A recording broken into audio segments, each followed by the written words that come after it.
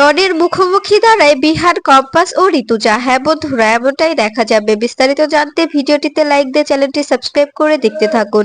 গল্পের শুরুতেই দেখা যাবে কম্পাস ও ঋতুজা প্ল্যান করে পুরো বাড়িতে এসে সেখানে বম ফালানোর প্ল্যান করে। সেটা দেখে হঠাৎই সেখানে এসে হাজির হয় বিহান। বিহানকে দেখে অবাক হয়ে যায় কম্পাস। তখন বিহান বলতে থাকে, ভাগ্যিস আমি তোমাদের পিছু করতে করতে এখানে এসেছিলাম, তা না হলে যে কি অঘটন ঘটিয়ে ফেলতে সেটা তো বুঝতে পারছি না। তখন কম্পাস বলতে থাকে, আপনাকে এখানে কে আসতে বলেছে? আপনাকে কে ফলো করে আসতে বলেছে?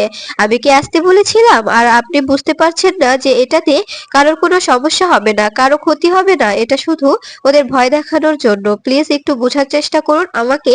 আমি যা করতে চাইছি করতে দিন। তখন ঋতুজা বলতে থাকে, প্লিজ বিহান, তুমি তো জানো যে যে কম্পাস যেটাই করুক না কেন সেটাতে কারো কোনো ক্ষতি করবে না ও। তাই ওকে ওকে যা করতে চাইছে ওকে করতে দাও। ওকে আটকিও না, ওকে করতে দাও। তখন দেখা যায় বিহান বলতে থাকে, এতে যদি কারো ক্ষতি হয় তবে কিন্তু মা আমি ওকে ছাড়বো না, আমি তোমাকে বলে দিলাম। তখন দেখা যায় ঋতুজা বলতে থাকে, ঠিক আছে বিহান, পরেরটা পরে দেখা যাবে। এরপরে বিহানের হাত থেকে বোমটা নিয়ে কম্পাস ভিতরে ফেলে দেয় আর বলতে থাকে, এই বোমটা কিছুক্ষণ মধ্যে ফেটে যাবে। তোমরা যদি নিজেদের বাঁচাতে চাও তবে এখান থেকে পালিয়ে যাও, আর তা না হলে কিন্তু পুরো বাড়িটা পুলিশ ঘিরে নিয়েছে। আর এই বোমটা ব্লাস্ট হলে তোমরা সবাই মিলে একদম ছিন্ন বিচ্ছিন্ন হয়ে যাবে। তখন দেখা যায় গুন্ডাগুলো ভয় পেয়ে যায় আর সেখান থেকে পালিয়ে যায়। তখন দেখা যায় কম্পাস বলতে থাকে, দেখেছো মা, আমি বলেছিলাম না এই টোটকাটা একদম কাজে দেবে। আর ওরা ওরা অবশ্যই ভয় পাবে। বোম দেখে কে না ভয় পাবে বলো? কার জীবনের মায়া না আছে? এরপরে বিহান বলতে থাকে, তোমার দ্বারা এগুলো সম্ভব, যত সব উদ্ভট বুদ্ধি তোমার দ্বারাই সম্ভব। এরপরে বিহার, ঋতুজা ও কম্পাস তিনজনেই ভিতরে চলে যায়। ভিতরে গিয়ে দেখতে পাই অভিজিৎকে সেখানে একটি চেয়ারে বেঁধে রাখা হয়েছে। তখন কম্পাসকে দেখে অভিজিৎ বলতে থাকে, মা তুই এসেছিস? আমি জানতাম যে তুই আমাকে অবশ্যই বাঁচাবি, আমাকে এই শয়তানরা আটকে রাখতে পারবে না। এরপরে কম্পাস অভিজিতের কাছে গিয়ে কাঁদতে থাকে আর বলতে থাকে, বাবা তোমার কিছু হবে না, আমি আছি তো। তোমার বিয়ে থাকতে তোমার কিছু হবে না, তোমার আর মার কোনো ক্ষতি করতে পারবে না শয়তানরা। এরপরে দেখা যায় ঋতুজা ও বিহান দুজনের সাহায্যে অভিজিৎকে নিয়ে সেখান থেকে বেরিয়ে আসে কম্পাস। এরপরে আশ্রমে গিয়ে অভিজিৎকে সে আশ্রমে রেখে এসে কম্পাস ডনের মুখোমুখি হয়। কম্পাসের সঙ্গে থাকে বিহান ও ঋতুজা। ডন বলতে থাকে, তোমার এত বড় সাহস, এটুকুনি একটা মেয়ে হয়ে তুমি আমার সঙ্গে দেখা করতে চেয়েছো, নিজ ইচ্ছায় এখানে এসছো? তখন কম্পাস বলতে থাকে, আমি আমি এতটুকু হতে পারি, কিন্তু আপনার থেকে ব্রেনে বুদ্ধিতে সব জায়গায় আমি বড়, বুঝতে পেরেছি? কারণ আপনি যে ফর্মুলাটা নিতে চাইছেন সেটা আমি ছাড়া কোনো কেউ আবিষ্কার করতে পারবে না। আমাকে ছাড়া আপনি কিছুতেই এই ফর্মুলাটার রিসার্চ সম্পূর্ণ করতে পারবেন না। আমাকে ছাড়া এটা আপনার পক্ষে করা সম্ভবও হবে না। তখন দেখা যায় ডন বলতে থাকে, আমি তো তোমাকে অবশ্যই তুলে আনতাম, কিন্তু যেহেতু তুমি নিজ ইচ্ছায় এসছো তবে তো আমারই ভালো, তাই না? তখন দেখা যায় কম্পাস বলতে থাকে, হ্যাঁ, কিন্তু আপনি কে? আর আপনি কেনই বা এই ফর্মুলাটা চাইছেন? এই ফর্মুলাটা দিয়ে আপনি কি করতে চান? তখন ডন বলতে থাকে, এই ফর্মুলাটা পেয়ে আমি এই বিশ্বের লিডার হতে চাই। এই সারা বিশ্ব আমাকে আমাকে লিডার নামে চিনবে। আমি এই পৃথিবীর সবার সবার মাথার উপরে থাকবো। এটা দিয়ে আমি পুরো পুরো ওষুধ ফ্যাক্টরি বন্ধ করে দেব। শুধুমাত্র আমার হাতেই থাকবে এই ফর্মুলাটা। আমি কোটি টাকা এই ফর্মুলাটা বিক্রি করব। তখন কম্পাস বলতে থাকে, আপনার স্বপ্ন স্বপ্নই থেকে যাবে, আপনি কিছুতেই এই স্বপ্নটা পূরণ করতে পারবেন না। তখন কম্পাসের কথা শুনে ডন বলতে থাকে, অবশ্যই পূরণ করব। যখন তুমি এখানে আমার ডেরায় এসে পড়েছো, এখান থেকে বেরোনো তোমার পক্ষে আর সম্ভব নয়। তখন ঋতুজা বলতে থাকে, ও একা আসেনি, ওর সঙ্গে আমি এবং বিহান চৌধুরীও এসেছি। দেখি আমাদের বৌমাকে আপনি কি করে আটকে রাখেন। এরপরে দেখা যায় সেখানে বেরিয়ে আসে মুক্তি। মুক্তি এসে বলতে থাকে, ঋতুজা তুই এখানে কেন এসেছিস? তুই কেন এসেছিস? এই কম্পাসের জন্য নিজেরা কেনই বা ঝুঁকি নিতে এসেছিস? এখানে আসাটা তোর মোটেও ঠিক হয়নি।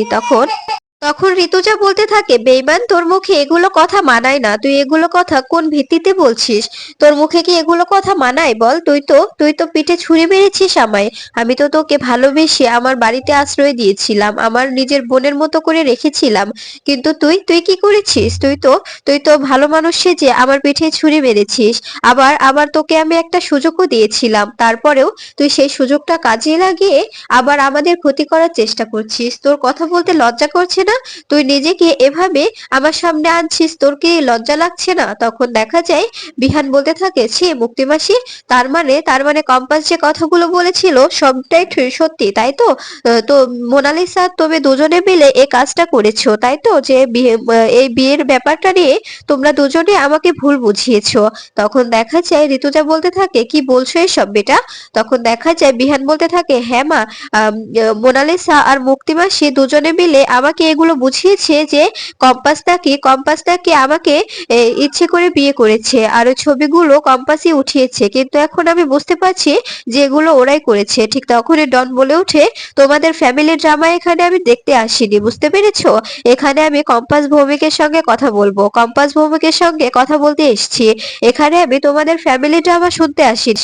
তখন কম্পাস বলতে থাকে, আপনি কি কাকে ফ্যামিলির ড্রামা বলছেন? আমার মাকে আর আমার হাজবেন্ডকে অপমান করতে পারেন না। আপনি ভুলে যাচ্ছেন যে আপনার কাজটা শুধুমাত্র আমিই করতে পারি।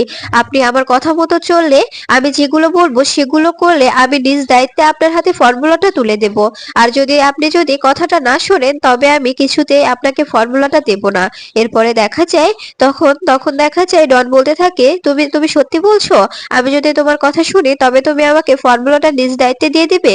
তখন দেখা যায় কম্পাস বলতে থাকে, হ্যাঁ একদম ঠিক, আমি আমি নিজ দায়িত্বে ফর্মুলাটা আপনাকে দিয়ে দেব। তখন দেখা যায় তখন ডন বলতে থাকে, ঠিক আছে, তবে আমি তোমার কথা মতোই চলবো, কি বলতে চাও তুমি? তখন কম্পাস বলতে থাকে, আপনার একটা কাজ করে দিতে হবে, এই অভিজ্ঞান দত্ত, অখিলেশ চৌধুরী আর এই ফর্মুলাটার পিছনে কে কে জড়িত আছে তাদের বিরুদ্ধে আপনাকে কোর্টে কোর্টে সাক্ষী দিতে হবে। আপনি কি এটা পারবেন?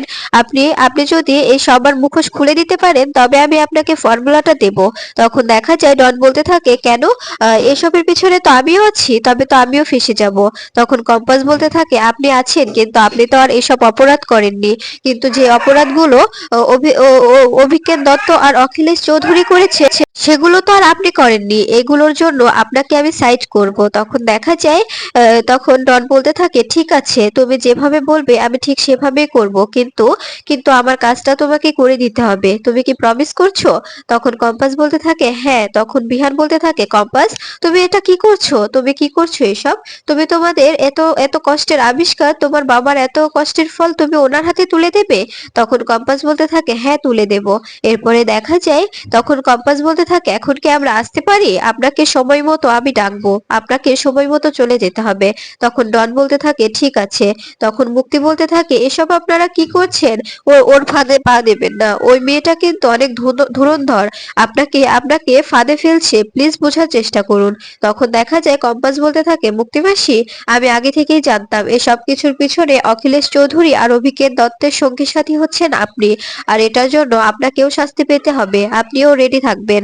আপনি এভাবে আমার মায়ের সংসারটা ভাঙার জন্য উঠে পড়ে লেগেছেন, তো এটার জন্য আপনাকে শাস্তি পেতে হবে।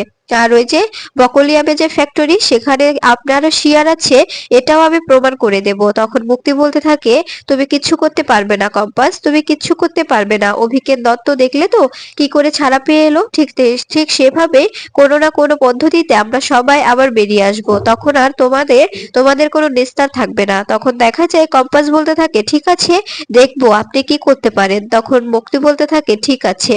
এরপরে এরপরে অভিজ্ঞান দত্তকে ফোন করে বলতে থাকে, এদিকে কম্পাস ডনের সঙ্গে কথা বলেছে, কম্পাসের কথা মতো ডন যদি চলে তবে ডনকে নিজ দায়িত্বে কম্পাস ফর্মুলাটা তুলে দেবে, তবে আমাদের কি হবে?